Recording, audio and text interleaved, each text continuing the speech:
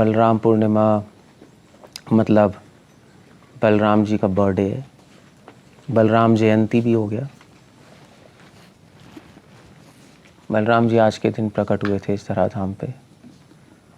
और बलराम जी कौन हैं और क्या इम्पोर्टेंस है हमारे गौड़िया वैष्णव समाज में, और बेसिकली बलराम, उससे भी ज़्यादा बलराम जी कितने ब्यूटीफुल हैं और उनका क्या फंक्शन है हमारे साधकों के जीवन में, उनका क्या फंक्शन है, हमें हमारे से क्या कनेक्शन है बलराम जी का। क्योंकि जनरली हम बोलते हैं जीवेरा स्वरूप होए कृष्णेरा नित्य दास, हम कृष्ण के दास हैं, हम कृष्ण से कनेक्शन है। बट बलराम जी से हमारा कनेक्शन है, वो ये सारा सब्जेक्ट मैटर इम्पॉर्टेंट है जानना, क्योंकि बलराम जी के बिना हमें कृष्ण को प्राप्त करने की स्ट्रेंथ नहीं मिलेगी। इसलिए उनका नाम क्या है, बलराम। अभी मैं बताऊंगा। बल मतलब स्ट्रेंथ। ये श्लोक बहुत फेमस है उपनिषदों का। न यम आत्मा बलहीन न लभ्यो न बहुना न श्रुते न वा। भक्ति संत ठाकुर बहुत बार कोट करते थे ये, आई थिंक मुंडक उपनिषद से किससे, न यम आत्मा बलहीन न लभ्यो, कि बल कि ये आत्मा, ये जो कृष्ण है, जिन पे बलराम की कृपा नहीं है वो इनको प्राप्त नहीं कर सकता। इसलिए बलराम पूर्णिमा मतलब जन्माष्टमी से पहले ही आ रही है। तो बलराम जी की कृपा से कृष्णा प्राप्त होते हैं जन्माष्टमी, और कृष्ण की कृपा से राधा प्राप्त होती है राधाष्टमी। जन्माष्टमी के बाद आती है राधाष्टमी, है ना। It's like that. So Balram ji कौन है, उसके लिए वैसे तो बहुत सारी डिस्कशंस हैं, बट ये एक श्लोक है जो रघुनाथ दास गोस्वामी ने लिखा है, आप देख लेना नेट पे जाकर। ये व्रज विलास स्तव एक बुक है, रघुनाथ दास गोस्वामी ने लिखी है। बुक तो क्या, स्तवावली एक किताब है रघुनाथ दास गोस्वामी की। स्तवावली बहुत फेमस बुक है रघुनाथ दास गोस्वामी की। उसके पैरेलल रूपा गोस्वामी की किताब है स्तवमाला। दो बुक्स, रूपा रघुनाथ पदे होए व्याकुति। कैसे होगी रूपा रघुनाथ के चरणों में आकुति, जब हम उनके हार्ट को समझेंगे, है ना। रूपा रघुनाथ के चरणों में अटैचमेंट कैसे होगी, जब उनके हार्ट को समझेंगे कौन है। और उनका रूपा गोस्वामी का हार्ट है उनकी किताब स्तवमाला में, और रघुनाथ दास गोस्वामी का हार्ट है उनकी किताब स्तवावली में। तो स्तवावली में ये एक पोयम है व्रज विलास स्तव, और उसके वर्स 12 में, श्लोक संख्या 12 में बलराम जी को डिस्क्राइब कर रहे हैं Raghunath Das Goswami. It's a beautiful verse मुझे मिला, तो मैंने कहा इसी के बेसिस पे बलराम जी के बारे में डिस्कशन हो तो ज़्यादा अच्छा है। बहुत सुंदर श्लोक है, क्योंकि इसके अंदर बलराम जी को पूरी तरह उनके फंक्शंस, उनकी ब्यूटी पूरी तरह एक्सप्लेन है रघुनाथ दास गोस्वामी के द्वारा। व्रज विलास स्तव रघुनाथ दास गोस्वामी, स्तवावली उसके अंदर व्रज विलास स्तव, वर्स 12 श्लोक संख्या 12। सो ये श्लोक है, उद्यत शुभ्रमाशु कोटि द्युति निकर तिरस्कर कार्योज्ज्वल श्री दुर्वादुदाम धाम प्रकर रिपु घटोन्माद विध्वंसी गंध स्नेहादपि उन्निमेषम निजमनुजम इतोरण्य भूमौ स्ववीतम तद वीर्यज्ञो अपि यो न क्षणम उपनयते स्तौमितम धेनुकार्यम। Beautiful verse. इसको आप ट्यून में भी गा सकते हो, बट मुझे ट्यून नहीं आती इसकी। बट कई लोग इसको ट्यून्स में गाते हैं, राग में गाते हैं। पहनी वे वो क्या कह रहे हैं, स्तौमी तम धेनु का अरिम। स्तौमी मतलब मैं प्रेस करता हूँ, मैं गुणगान गाता हूँ किसका, धेनु का अरिम, जिसने किसको मारा है। अरि मतलब शत्रु, धेनु का मतलब धेनु का सुर। बलराम जी ने वृंदावन में जब असुर को मारने की लीला हुई तो दो मेन लीलाएं की उन्होंने। असुर विनाश लीला, उसमें प्रलंबासुर और धेनुकासुर। और कृष्ण भगवान ने जानबूझ के बलराम जी से प्रलंबासुर और धेनुकासुर को मरवाया। उसका एक रीज़न ये था कि कृष्ण भगवान ने अपने माइंड में सोचा कि सारे असुर को मैं मार रहा हूँ और बलराम जी को कोई क्रेडिट नहीं मिल रहा है। सो ही वॉज लिटिल, ठीक है मैं ही मार रहा हूँ, बलराम ने किसी को नहीं मारा तो 2-3 उनके हाथ से भी मरवाते थे। That was idea, he was thinking like that, Balram के हाथ से भी मरवाएंगे। ये रियली में वो यही सोच रहे थे, रियली में सोच रहे थे। सो बलराम जी के हाथ से धेनुकासुर और प्रलंबासुर को मरवाया। बट बलराम जी इंटरेस्टेड नहीं थे असुरों को मारने में, इसलिए बलराम जी भी समझ रहे थे कि कृष्ण ही मारे असुरों को। कृष्ण ही समझ रहे थे कि बलराम जी चाहते हैं कृष्ण ही असुरों को मारें, क्योंकि जिससे ग्लोरीफाई कौन हो, कृष्णा। बलराम जी का पूरा एंडेवर है, बलराम जी पूरी तरह मतलब उनका एक फंक्शन है कि वो हमेशा भगवान कृष्ण को ग्लोरीफाई करना चाहते हैं। भगवान स्तौमी तम धेनुकारिम, बलराम जी का बस यही फंक्शन है, किसी ना किसी तरह कृष्ण का यश फैल जाए बस। इसलिए हमेशा अपने आप को पीछे ही रखते हैं। इवन नित्यानंद और चैतन्य महाप्रभु की लीला में भी नित्यानंद प्रभु पीछे ही रहे, महाप्रभु को सपोर्ट करते रहे हमेशा, उनके कीर्तन को, उनके यश को। बलराम जी का ही फंक्शन है एक, अभी आ जाएगा भागवतम से श्लोक कोट होगा। ये एक फंक्शन है। एक फंक्शन तो है बल, भक्तों को बल देते हैं। दूसरा फंक्शन है कृष्ण के यश, थोड़ा सा भी कोई अवसर मिले कृष्ण का यश जिससे बढ़ जाए वो ले लेते हैं और भगवान का यश बढ़ा देते हैं, और खुद यश की एक्सपेक्टेशन नहीं करते। यही जो हम पढ़ते हैं, त्रिनादपि सुनीचे ना अमाने ना, बस यही है, अमाने ना मान देना। एक भक्त कभी भी अपने मान की इच्छा नहीं करता और हमेशा चाहता है कृष्ण का मान बढ़े, हमेशा अमाने ना मान देना, कृष्ण और वैष्णवों का मान बढ़े, बस ये उसका प्रयास, भक्त का प्रयास ही है। श्रील प्रभुपाद का प्रयास भी यही था। श्रील प्रभुपाद ने हरे कृष्ण को फेमस किया, खुद तो प्रभुपाद फेमस नहीं हुए है ना, सिर्फ ढोंगी गुरु हो जाते हैं। सो क्या लिख रहे हैं रघुनाथ दास गोस्वामी यहाँ पर, उद्यत शुभ्रम आशु 3 चीज़ें लिख रहे हैं बलराम जी के बारे में, 3 पॉइंट्स मेंशन कर रहे हैं। तम धेनुकारिम, ऐसे मैं धेनुकासुर को मारने वाले को प्रणाम करता हूँ। सो कौन है बलराम जी? रघुनाथ दास स्वामी कह रहे हैं 3 पॉइंट्स आप याद रख लोगे तो आपको पता लग जाएगा बलराम जी को। पहला पॉइंट है उनकी ब्यूटी, जो पहली लाइन में। दूसरा पॉइंट है उनके उनका फंक्शन। पहला पॉइंट ब्यूटी, दूसरा पॉइंट उनका फंक्शन, कि वो करते क्या है, साधकों के जीवन में क्या करते हैं, हमारे जीवन में क्या फंक्शन है, और किस तरह वृंदावन में असुरों को मारते हैं, मतलब मारने का फंक्शन, यू सी। और तीसरा जो है पॉइंट है बलराम जी के बारे में, किस तरह कृष्ण की सेवा करते हैं। 3 पॉइंट है, ब्यूटी, फंक्शन और सेवा। फंक्शन मतलब साधकों के जीवन में फंक्शन क्या है, हमारे यहाँ रोल क्या है, मतलब ब्यूटी रख लो, रोल कर लो साधकों के जीवन में, फंक्शन कर लो साधकों के जीवन में, और कृष्ण के साथ क्या कनेक्शन है। तो साधकों के साथ का कनेक्शन है, कृष्ण के साथ का कनेक्शन है। दूसरा पॉइंट साधकों के साथ कनेक्शन है, तीसरा पॉइंट कृष्ण के साथ का कनेक्शन, उनको कैसे सेवा करते हैं।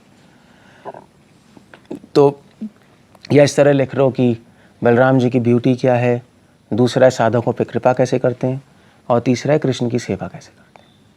3 पॉइंट हो गए, तो आप पूरी तरह बलराम जी को समझ जाओगे एग्जैक्टली कौन है क्या है। सो पहला पॉइंट क्या है, पहली लाइन है श्लोक की, उद्यत शुभ्रमा शुकोटि द्युति निकर तिरस्कर कार्योज्ज्वल श्री। रघुनाथ दास गोस्वामी यहाँ पे लिख रहे हैं कि बलराम जी की ब्यूटी क्या है, उद्यत शुभ्रम आशु, शुभ्रम होता है वाइट, उद्यत मतलब होता है, उद्यत मतलब क्या होता है, उद्यत मतलब होता है राइजिंग सन, जैसे राइजिंग सन होता है उगता हुआ सूरज है, उद्यत उदय होता हुआ तारा या सूरज। शुभ्रम, जब सूरज सुबह सुबह उदय होता है बिल्कुल मॉर्निंग में, तो येलोइश नहीं होता, वाइटिश होता है ना, येलोइश वाइटिश होता है थोड़ा सा, बिल्कुल मॉर्निंग में वाइटिश होता है, आप देखना। हाँ बिल्कुल। फिर धीरे धीरे धीरे धीरे ऐसे 12 o'clock होता है, तब येलोइश होता है पूरा। तो जो बिल्कुल राइजिंग सन है उसकी तरह उनका कलर है बलराम जी का, उद्यत शुभ्रम, या यूं कह लीजिए उद्यत शुभ्रम आशु कोटि द्युति निरस्करा। या जो राइजिंग मून है, जब राइजिंग मून है पूर्णिमा के दिन, आप देखो जब मून राइज होता है कितना वाइट और कितना कूल और कितना शाइनिंग होता है, बस वो कलर है बलराम जी का। बलराम जी वाइटिश कलर के हैं और कृष्णा ब्लूइश। और बलराम जी धोती पहनते हैं ब्लू और कृष्णा धोती पहनते हैं yellow. That's how it goes, it's just Krishna Balram. इसलिए कई आचार्य लिखते हैं कृष्णा बलराम को देखकर कि एक वाइट क्लाउड है, एक ब्लैक क्लाउड है। ब्लैक और वाइटिश क्लाउड नहीं होता जब रेनी सीजन होता है, कभी कभी वाइट क्लाउड होते हैं, कभी कभी ब्लैक होते हैं। वाइट क्लाउड होते हैं उनमें पानी नहीं होता, ब्लैक क्लाउड होता है उनमें पानी होता है। सो लाइक दैट, तो वाइटिश और ब्लैक क्लाउड। ओके, नित्यानंद प्रभु के बारे में भी कह रहे हैं कोटि चंद्र सुशीतला। एग्जैक्टली वही है बलराम जी। सो रूपा गोस्वामी ने एक्चुअली बलराम जी कौन है, उनकी ब्यूटी क्या है, उसको एक्सप्लेन किया है अपने राधा कृष्ण गन्नोदेश दीपिका लिखी है रूपा गोस्वामी ने, राधा कृष्ण गन्नोदेश दीपिका। कवि कर्णपूर्ण दास ने जो एक किताब लिखी है गौर गन्नोदेश दीपिका, जिसमें महाप्रभु के एसोसिएट्स के डिस्क्रिप्शन बताई है। रूपा गोस्वामी ने बुक लिखी है राधा कृष्ण गन्नोदेश दीपिका, जिसमें कृष्ण के एसोसिएट्स की ब्यूटी और उनका फंक्शन बताया है। सो ये वर्स है राधा कृष्ण गन्नोदेश दीपिका वर्स 70, जिसमें बलराम जी को एक्सप्लेन कर रहे हैं वो बलराम जी कैसे हैं। तो वो लिख रहे हैं शुभ्रा स्फटिका। स्फटिक पता है क्या होता है? स्फटिक पत्थर होता है, वाइट पत्थर, पता है ना? कैसे बताऊं? स्फटिक शिला नहीं होती, बिल्कुल वाइट पत्थर होता है, बिल्कुल वाइट। सो उनका रंग वाइट क्रिस्टल की तरह वाइटिश है।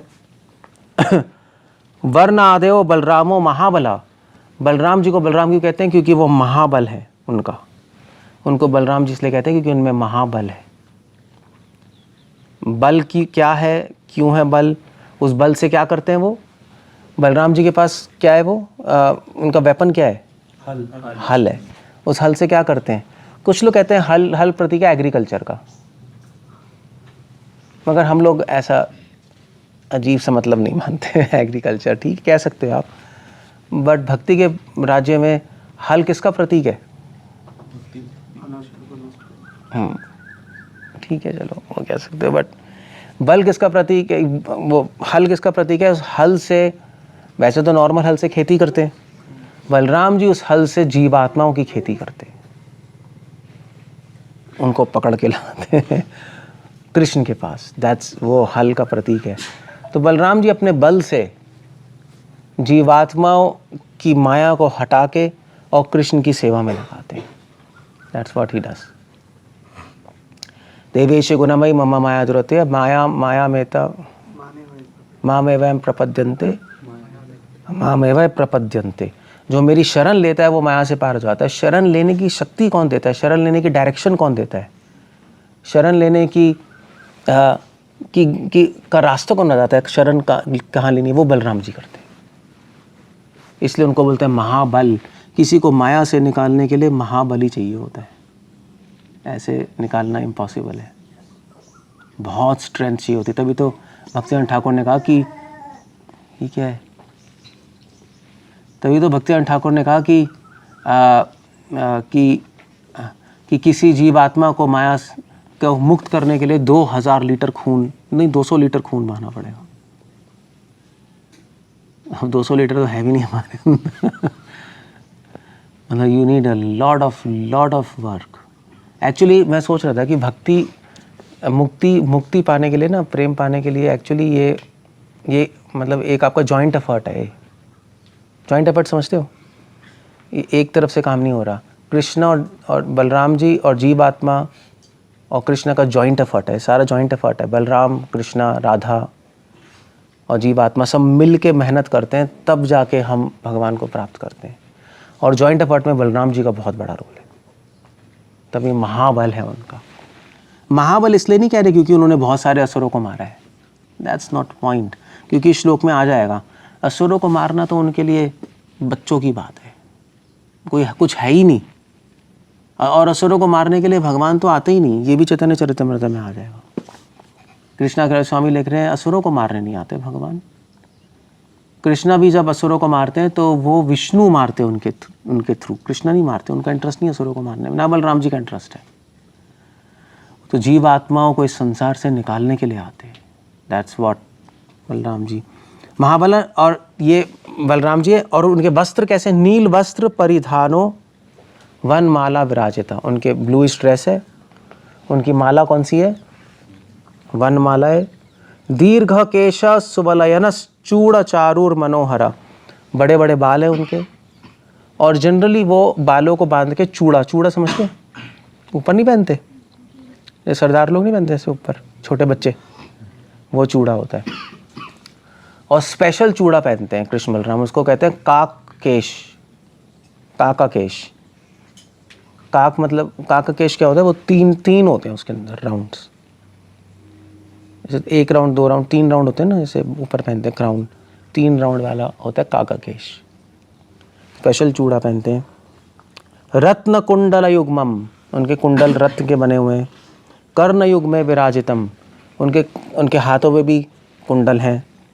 नाना पुष्प मणिहार कंठ देशे सुशोभित, और वो फूलों का हार पहनते हैं। केयूर बलयो युग्मऊ, और ये इंटरेस्टिंग है, केयूर पता है क्या होता है, बाहु युग में विराजित हो, उनके यहाँ पे भी वो होते हैं ऑर्नामेंट्स, ऐसा होता है ना, यहाँ पे भी पहनते हैं और यहाँ पे भी हाथ पे भी पहनते हैं। रत्न नुपुर युग्मऊ, और अपने दोनों पैरों में नुपुर होते हैं। पाद युग में सुशोभितम वासुदेव पीततस्य, उनके पिता वासुदेव हैं। माता च रोहिणी भवेत, उनकी माँ कौन है, Rohini, that's what he says. Actually क्या था कि सबसे पहले भागवत में पढ़ा है कि देवकी के गर्भ में बलराम जी थे, है ना, और फिर देवकी के गर्भ से भगवान ने बोला योग माया को कि देवकी के गर्भ से निकाल के किस में डाल दो, रोहिणी के गर्भ में। रोहिणी उस टाइम वृंदावन में थी। सो बट एक्चुअली जीवा गोस्वामी लिख रहे हैं कि रोहिणी के गर्भ में ऑलरेडी बलराम जी थे, बलराम जी रोहिणी के पुत्र हैं।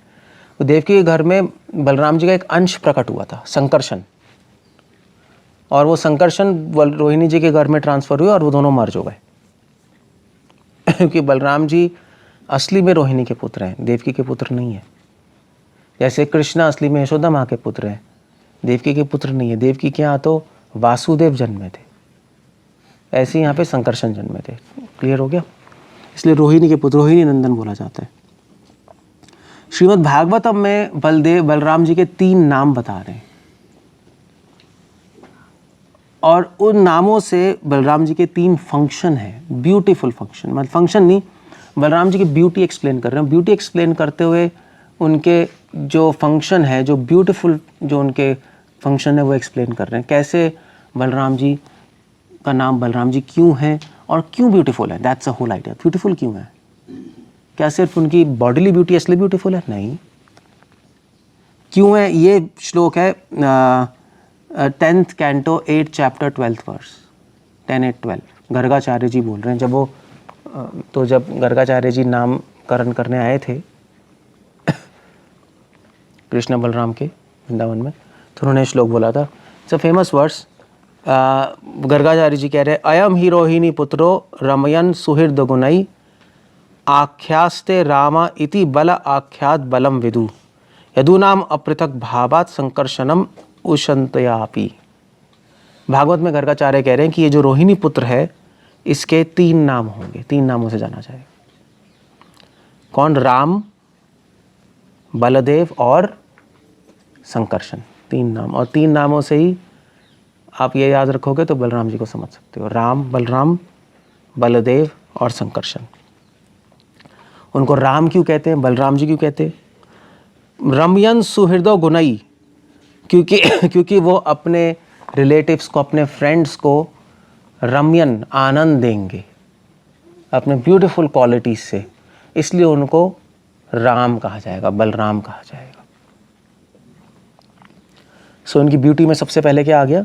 उनकी गुण, क्योंकि उनके गुण ब्यूटीफुल है इसलिए उनका नाम क्या है? बलराम, राम के नाम से जाने जाएंगे। बलराम, ये ब्यूटीफुल क्वालिटीज हैं। और दूसरा नाम है फिर उनका आख्यास्ते रामयति बला आख्यादिति बलम विदु, दूसरा नाम है उनका बलदेव। बलदेव क्यों कहा जाएगा? क्योंकि उनमें एक्स्ट्रा ऑर्डिनरी बल है। बल मैंने बताया जीवात्माओं को इस संसार से निकालने का बल है। और तीसरा उनका नाम है संकर्षण। संकर्षण क्यों कह रहे हैं? यदु नाम अपृथक भावात संकर्षम उष्यन्ते अपि। संकर्षण इसलिए कह रहे हैं क्योंकि वो भक्तों को भगवान के साथ जोड़ के रखेंगे हमेशा। बल इसलिए क्योंकि वो जीवात्मा को माया से निकाल लेंगे, बलदेव। और संकर्षण इसलिए क्योंकि वो उन भक्तों को माया से निकाल के कृष्ण के चरणों में हमेशा जोड़ के रखेंगे। संकर्षण मतलब यूनाइट, संकर्षण जोड़ के रखेंगे हमेशा। तो बलराम जी की सेवा से ही हम भक्ति में आते हैं, और मतलब कृपा से या सेवा जो भी है भगवान, और बलराम जी की कृपा से ही हम भक्ति में लगे रहते हैं। एंट्रेंस जो मिलती है भक्ति में वो बलराम जी की कृपा से, और जो हम कैरी करते हैं अपनी भक्ति को, जो हम लगे रहते हैं, जो हम फॉरवर्ड चलते हैं भक्ति में, वो भी बलराम जी की कृपा से। तो भक्ति में आगे बढ़ने के लिए श्रीमद् भागवतम क्या कह रही है? क्या चाहिए भक्ति में आगे बढ़ने के लिए? उत्साह। तो वो उत्साह बलराम जी देते हैं, उत्साह बलराम जी देते हैं। श्रीमती राधा रानी आनंद देती है, उत्साह नहीं देती, आनंद देती है। जबकि उत्साह से भक्ति करता है तो उसमें आनंद राधा देती है, मगर बलराम जी उत्साह देते हैं। बलराम जी कैसे उत्साह देते हैं? उत्साह दे रहे नहीं, बल दे रहे हैं। कैसे उत्साह दे रहे हैं? संकर्षण, भक्ति में आगे बढ़ने का उत्साह कैसे दे रहे हैं? वेल, गुरु के रूप में। सो तीन हो गए ना, राम, बलदेव और संकर्षण। तो संकर्षण मतलब उत्साह दे रहे हैं सेवा करते रहने का। कैसे? गुरु और भक्तों के द्वारा, शास्त्रों के द्वारा। सो गुरु, साधु और शास्त्र तीनों बलराम जी का मैनिफेस्टेशन है। गुरु, साधु, शास्त्र तीनों बलराम जी हैं, तीनों ही बलराम जी का ही वो एक्सपेंशन। और बलराम जी बलदेव के रूप में क्या करते हैं? बल देते हैं। भक्ति, लोग जीवात्मा को भक्ति में एंट्रेंस कराते हैं, है ना? बल दे रहे हैं ना एंटर करने के लिए। तो वो कैसे देते हैं? तो वो भी बलराम जी कैसे देते हैं? वो भी साधुओं के रूप में देते हैं।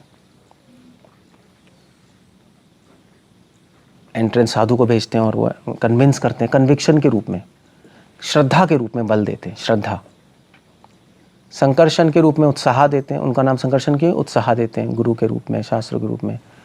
बलदेव क्या है कि वो भक्ति में लाते हैं श्रद्धा के रूप में, वो श्रद्धा इन्फ्यूज करते हैं, बलराम जी करते हैं। और राम क्यों कहते हैं? क्योंकि अपने सुंदर गुणों से अपने भक्तों को आकर्षित करते अपनी तरफ, इसलिए राम है। सो वो कैसे करते हैं? अपनी लीलाओं से। बलराम जी ने कितनी सारी लीलाएं की हैं। तो बलराम जी ने भी रासलीला की है, पता है आप?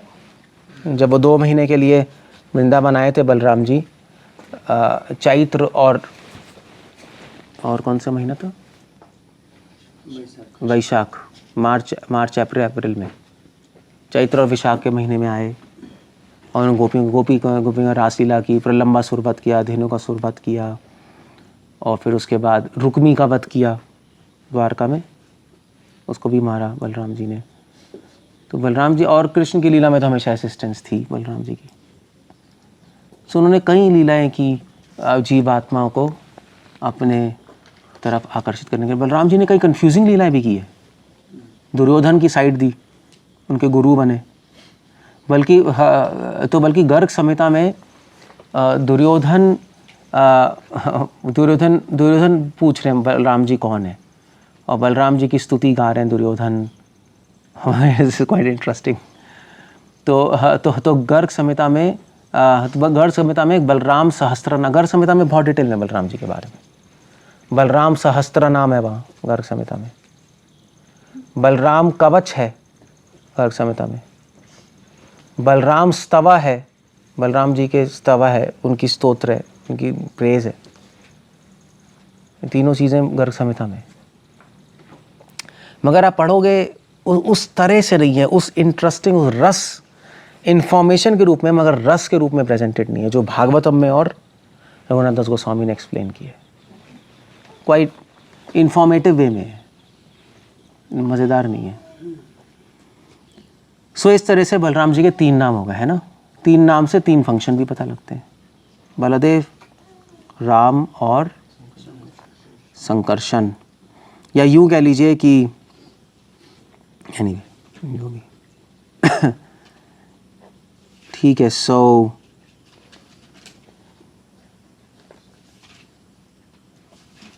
वैसे श्रीमद् भागवतम में श्लोक आता है 10th canto 15 chapter 36 verse. Sukhdev Goswami कह रहे हैं न एतत् 10:15:36 न एतत् चित्रे भगवती हयंत जगदीश्वरे। सुखदेव गोस्वामी कह रहे हैं ये विचित्र नहीं है कि बलराम जी ने बड़े सारे असुरों को मारा और कृष्ण ने बड़े सारे असुरों को मारा, कोई विचित्र नहीं है।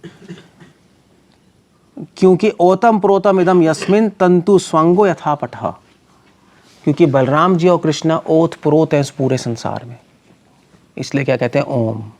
ओतम प्रोतम इति ओम, ओत प्रोत है सारा संसार उनमें, और वो सारे संसार में जो इतने पावरफुल है उनके लिए डीमंस को मारना कौन सी बड़ी बात है, कोई बड़ी बात थोड़ी ना, वो तो बिल्कुल कोई मतलब ही नहीं है उसका, बेकार है। इसलिए जब कृष्णा जब असुरों को मारते थे तो कृष्णा नहीं मारते थे, कृष्ण के अंदर जो विष्णु, कृष्ण में सारे अवतार आ जाते थे और विष्णु मारते थे, विष्णु के द्वारा मरवाते थे। ये चैतन्य चरितमृत आदि लीला 4 चैप्टर में आता है। कृष्णास के स्वामी लिख रहे हैं स्वयं भगवानेर कर्म नाहे भार हरण। क्लियर है, भगवान का काम नहीं है भार हरण करना, बलराम जी और कृष्ण दोनों का काम नहीं है। स्थिति करता विष्णु को रे जगत पालन, विष्णु करते हैं जगत का पालन। किंतु कृष्णेर जय होय अवतार काल भार हरण काल ताते होइला मिशाल। जब कृष्णा जय अवतार ले, कृष्ण बलराम आए, उसी टाइम संसार का भार हरण का टाइम भी आ गया। कृष्ण बलराम क्यों आए थे यहाँ पर? एंजॉय करने, बस।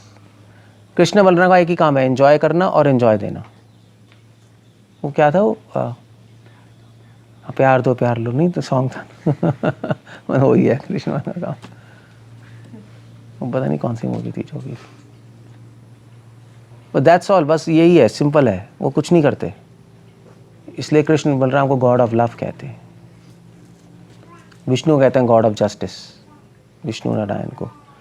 सो उनका काम बस ये रस देना, रस लेना, रसो वही सह, दैट्स ऑल।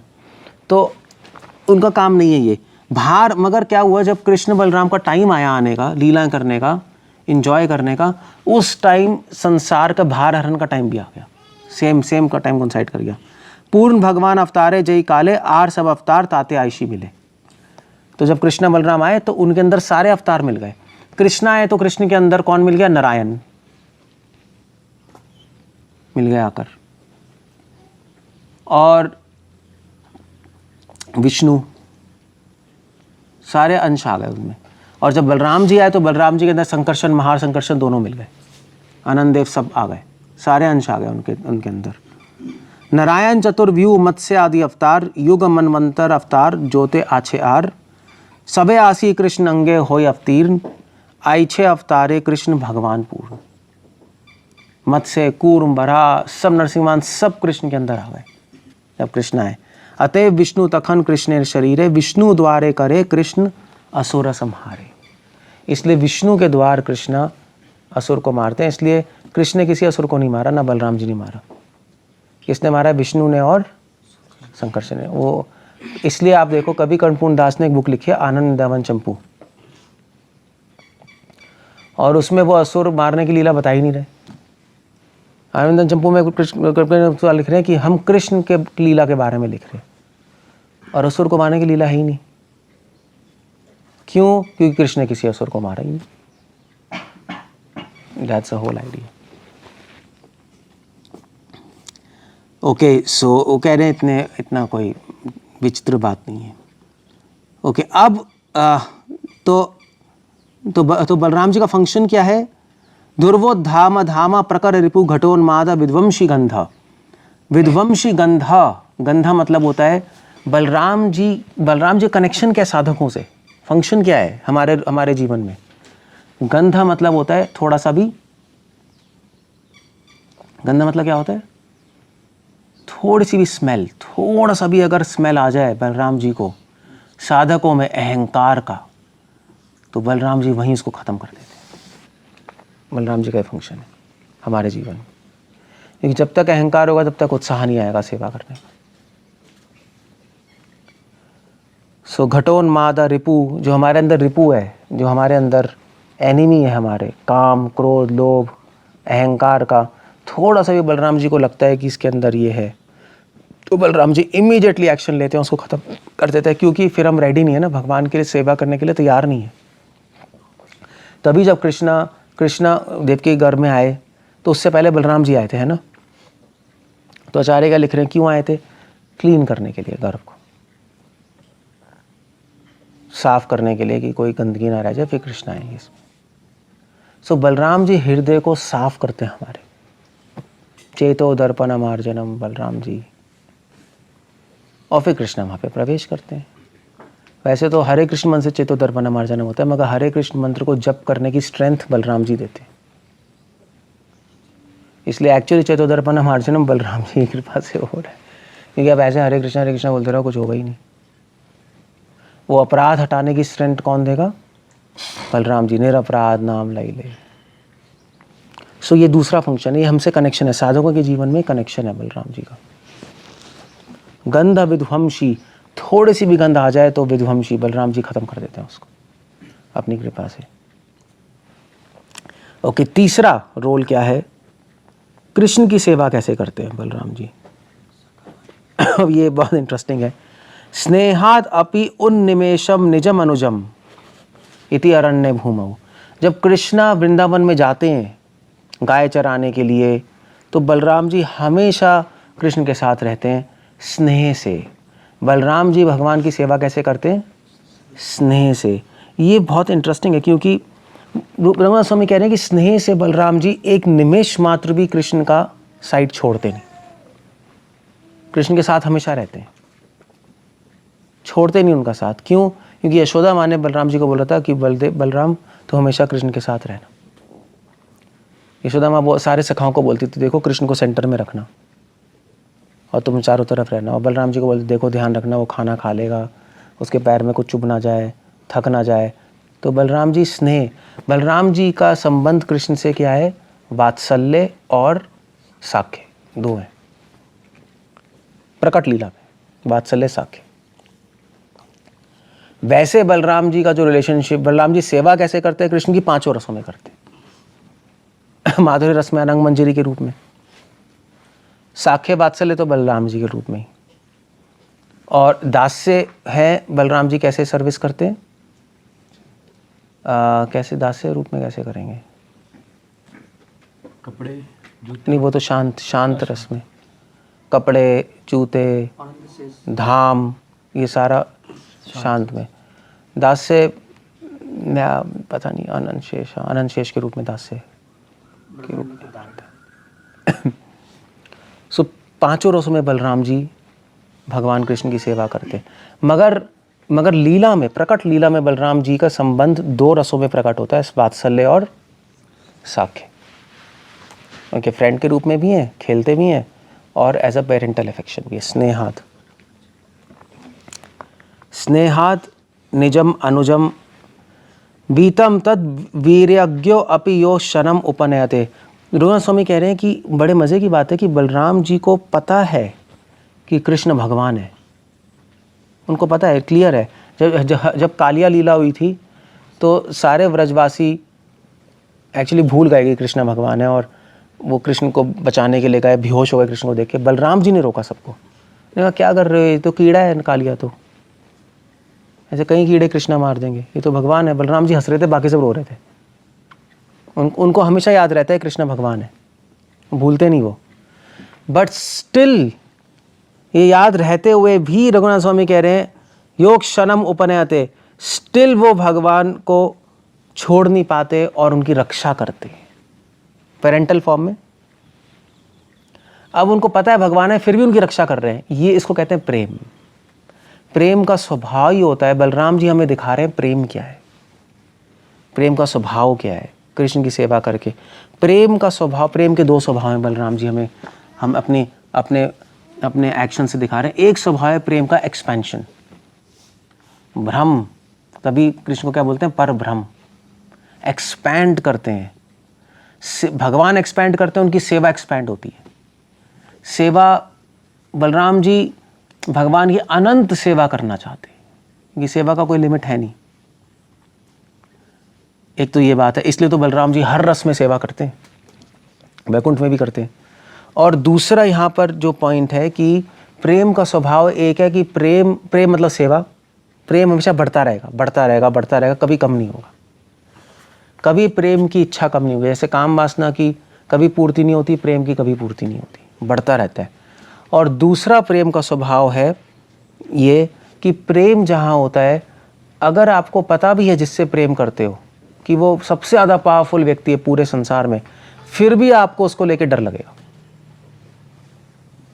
आप उसकी रक्षा की सोचोगे। युधिष्ठिर महाराज, यशोदा माँ, बलराम जी, उनको पता है, फिर भी अजीब सी बात है। ये प्रेम है। इसलिए प्रेम कभी कभी अचिंत्य खलु हे भावा, प्रेम लॉजिक के बियॉन्ड है। तभी तो लोग कहते हैं कि भी भगवान के पास आते हैं, भगवान से प्रार्थना करते हैं हमारी रक्षा करो, हमें कुछ दो। कहते हैं भगवान से नहीं मांगे तो किससे मांगेंगे, भगवान तो महान है। मगर वो तो पूजा का रास्ता है, हमारा प्रेम के रास्ते में भगवान से नहीं मांगते, बल्कि भगवान को हम देते हैं, भगवान की रक्षा के बारे में सोचते हैं, भगवान को खिलाते हैं। ये प्रेम है। इसलिए अचिंत्य खलु हे भावा, ये भाव जो है प्रेम का अचिंत्य, वो Balram ji as a Guru, original गुरु, हमारे ओरिजिनल गुरु हैं, वो हमें सिखा रहे हैं कि प्रेम क्या है अपनी इन दो क्रियाओं से। प्रेम मतलब सेवा इंक्रीज होती रहेगी, सेवा बढ़ती रहेगी, बढ़ती रहेगी, आपकी कभी सेवा करने की भूख खत्म नहीं होगी, ये सिखा रहे हैं। और दूसरा कि प्रेम में भगवान की रक्षा का भाव है, भगवान को कुछ देने का भाव है, कुछ लेने का भाव नहीं है, ये प्रेम है। जानते हुए भी कि वो भगवान है, ये बड़ी अजीब सी बात है। इसको कहते हैं अफेक्शन, नहीं, ये प्रेम है। प्रेम में ऐसा होता है जैसे अगर माँ का बच्चा प्राइम मिनिस्टर ही बन जाए तभी माँ पूछेगी बेटे को चाहिए तो नहीं, वो तो प्राइम मिनिस्टर है वो क्या पूछ रही है। बट प्रेम ऐसा ही है। सो ये रघुनाथ स्वामी की तीसरी लाइन है जिसमें वो बता रहे हैं कृष्ण की सेवा कैसे करते हैं और सेवा करके सिखाते हैं कि हमें कैसे सेवा करनी है, हमें कैसे प्रेम करना है। इसलिए बलराम जी को आदि गुरु बोला जाता है, आदि गुरु है। सो ये रघुनाथ दास गोस्वामी इस तरह बलराम जी के बारे में लिख रहे हैं। And that's all.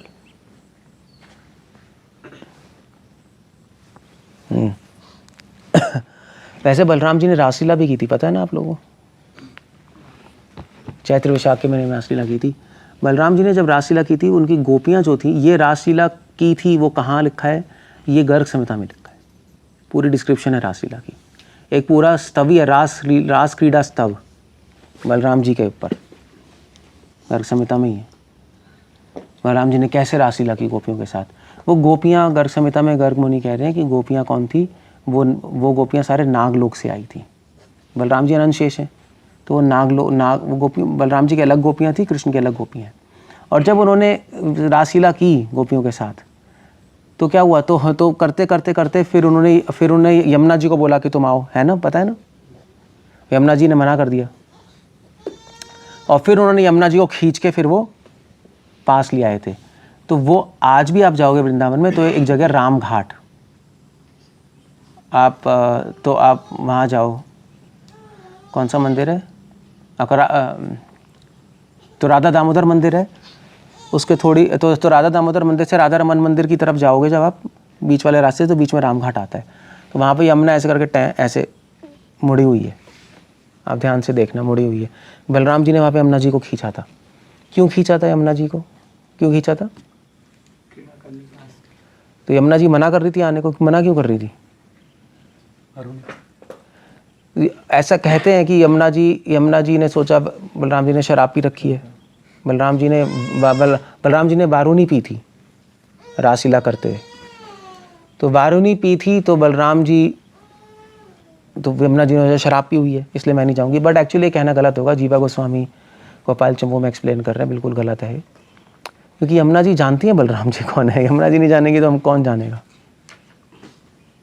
So actually जो यमुना जी थी, वो जिसको खींचा था, वो रियल यमुना नहीं थी, वो यमुना जी की छाया थी जो वहाँ पे बह रही थी। और रघुनाथ गोस्वामी लिख रहे हैं अपने स्तवावली में कि यमुना जी जब बह रही थी तो वो बह के कहाँ जा रही थी? ओशियन है ना, समुद्र में मिल रही है ना। तो इसलिए जीवा गोस्वामी कह रहे हैं कि कृष्ण संबंध ही ना, जो छाया यमुना थी, इनका संबंध कृष्ण से टूट गया था। इसलिए कहाँ जाके मिल रही है? इसलिए कृष्ण के चरणामृत छोड़ के कहाँ जा रही हैं? सागर के क्या कहते हैं, लवण, मतलब अमृत को छोड़ के लवण में जा रही है। भगवान के चरण नेक्टर को छोड़कर नमकीन पानी में जा रही हैं, ओशन में जाके मिल रही हैं। तो ये एक्चुअली छाया यमुना थी, इसलिए उनका छाया यमुना का प्राइड तोड़ने के लिए बलराम जी ने उनको खींच लिया कि भी तुम्हें समझना चाहिए कि ये सारे डिवाइन पास टाइम्स हैं, और कृष्ण संबंध बनाओ। कृष्ण संबंधहीन छोड़ अगर रहोगे तो तुम्हारा एंड नमकीन पानी में होगा, अमृत में नहीं होगा। ये दिखाने के लिए उन्होंने यमुना जी को खींचा, आकर्षण किया। इसलिए भी ये बलराम जी का नाम संकर्षण है। संकर्षण नाम इसलिए भी है क्योंकि उन्होंने यमुना जी को अपनी तरफ आकर्षण किया। और दूसरा नाम संकर्षण इसलिए क्योंकि वो भक्तों को भगवान के साथ रखते हैं। तीसरा नाम संकर्षण इसलिए है क्योंकि योग माया ने बलराम जी को देवकी के गर्भ से निकाल के रोहिणी के घर में ट्रांसफ़र किया, आकर्षण किया रोहिणी के घर में, इसलिए उनका नाम संकर्षण है। तो उनके संकर्षण नाम, और इसलिए भी नाम संकर्षण है क्योंकि यही बलराम जी की जो शक्ति है वो इस पूरे ब्रह्मांड में ग्रेविटी के रूप में होती है। और ग्रेविटेशनल फोर्स बलराम जी हैं वो। और हमें पता है तो ग्रेविटेशनल फोर्स को हिंदी में कहते हैं संकर्षण, है ना, गुरुत्वाकर्षण संकर्षण है। सारे एटम्स को साथ में रखना, वो ग्रेविटेशनल फोर्स, इलेक्ट्रोमैग्नेटिक फोर्स, ये सारे जो साथ में लगे रहते हैं वो सब बलराम जी की शक्ति है। इसलिए पूरा संसार किस पे टिका है? बलराम जी। इसलिए कहते हैं ना कि अनंत शेष के सर पे पूरा ब्रह्मांड है, वो इसलिए कहते हैं क्योंकि पूरे संसार अनंत शेष बलराम जी की शक्ति से साथ में टिका हुआ है। That's all. So Balram ji का बहुत बड़ा रोल है इसमें। कृष्ण का जो फॉर्म है वो भी बलराम जी है। कृष्ण का जो फॉर्म है, श्याम सुंदर फॉर्म, वो भी बलराम जी। बलराम जी नहीं होंगे तो कृष्ण का फॉर्म नहीं होगा। Quite interesting. बलराम जी होंगे तो कृष्णा निराकार है, बलराम जी की वजह से ही साकार है, अदरवाइज निराकार है। बहुत इंटरेस्टिंग है बलराम जी, बहुत इंटरेस्टिंग तत्व है। श्री बलराम जी, हरे कृष्णा। श्री बलदेव बलराम जी की। कुछ पूछना है, कुछ कहना है? बहुत ब्यूटीफुल वर्ड्स था। बलराम जी को कृष्ण भगवान का फर्स्ट एक्सपेंशन कहा जाता है, इसका टेक्निकल मतलब क्या है? फर्स्ट एक्सपेंशन मतलब एको बहुश्याम। कृष्णा पहले अकेले थे, फिर अपने आप को एक्सपैंड किया। क्यों किया एक्सपैंड? अपना रस बांटने के लिए, अपना रस शेयर करने के लिए। और पहला एक्सपेंशन कौन था? बलराम जी। सो एक्सपेंशन मतलब, श्रील प्रभुपाद ने बोला कि कृष्ण बलराम में कोई अंतर नहीं है, सिर्फ कलर का डिफरेंस है, यही बोला था ना। तो फर्स्ट एक्सपेंशन बलराम जी है, इसलिए एको बहु श्याम वहाँ पे आता है। उसमें तो बहु आ रहा है, उसे कोई फर्क नहीं पड़ता। पहले बलराम जी, फिर उसके बाद सारे जीवात्मा, सारी सृष्टि बलराम जी के थ्रू। सो ऐसे ही परछाई है कृष्ण की। कृष्ण ही है वाइट कलर में, बस। राधा भी कृष्ण ही है गोल्डन कलर में, बस ऐसे है। संधिनी शक्ति है भगवान की।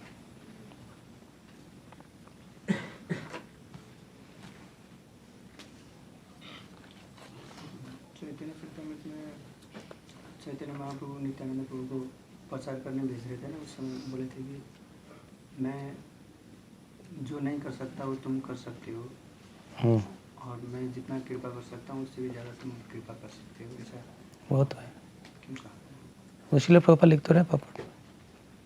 ऐसा नहीं है कि हाँ कि कृष्णा नहीं, महाप्रभु कृष्णा नहीं कर सकते जो वो कर सकते हैं, वो तो एब्सर्ड है, वो तो भगवान है। इनफैक्ट जब कृष्णा बलराम मंदिर में प्रभुपाद जी दर्शन कर रहे थे तो प्रभुपाद ने पूछा कि कौन बड़ा है, कृष्णा बलराम? तो लोगों ने कहा बलराम जी। प्रभुपाद ने कहा रॉन्ग, कृष्णा बड़े हैं, ये कृष्णा भगवान है। तो प्रभुपाद ने कहा देखो बलराम जी सपोर्ट ले रहे हैं, कंधे पे हाथ है ना, बलराम जी को सपोर्ट चाहिए कृष्ण का। सो प्रभुपाद लिख रहे हैं वो तो कृष्ण की कृपा से वो कर सकते हैं ज़्यादा, अदरवाइज कुछ भी नहीं है, ज़ीरो है कृष्ण के बिना। ये लो राधा भी प्रभुपाद कह रहे हैं ज़ीरो है कृष्ण के बिना, कोई वैल्यू नहीं है, बेस कृष्ण ही है।